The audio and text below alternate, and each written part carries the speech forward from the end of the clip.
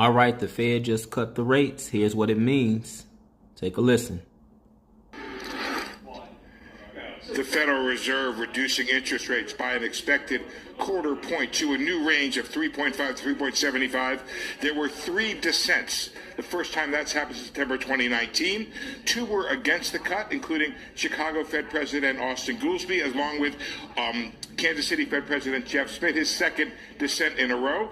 Also, another dissent for a 50 basis point cut from new Fed governor on loan from the administration, Stephen Miron. To recap, the vote was 9 for cutting a quarter, 2 against cutting, 1 for cutting 50 basis points. The Fed signaled a higher bar for the next cut, using language that it's used in the past to do so, saying that it will assess incoming data to determine the extent and timing of future rate moves. That language it used it last December to signal a pause.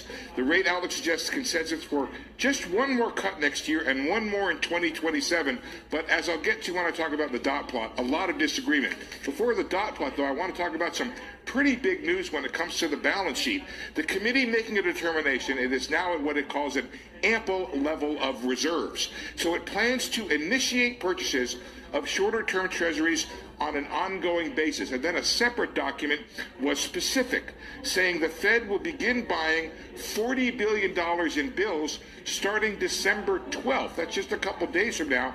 And I believe that's sooner than the market expected. And those purchases will go on for a little while at an elevated level because of seasonal demands for reserves that are out there before coming down again in April. That's what the document says. Outlook on the economy in the statement. GDP outlook was stronger next year in the Fed's own forecast, up 0.5 point to 2.4%. So pretty big move there in the outlook for GDP next year. The inflation outlook lower for next year by just a tick, down to 2.5%, just about hitting the target of 2.1 in 2027. The statement says the economy is expanding at a moderate pace.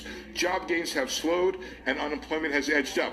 Just a note, the statement no longer says that the unemployment rate is low at the current rate. Inflation is seen as somewhat elevated.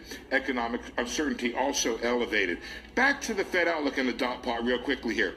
Only 2 dissents, but 6 officials in total wanted no change in the funds rate according to the dot plot. So kind of a soft dissent in that regard, you can call it. 7 want no change at all for next year. 11 only want 1 cut next year. 1 person, and we can imagine who that is, Stephen Miron, just guessing here, wants rates down to 2.12% next year, or 150 basis points lower. And that is the statement and the outlook for rate cuts and the balance sheet.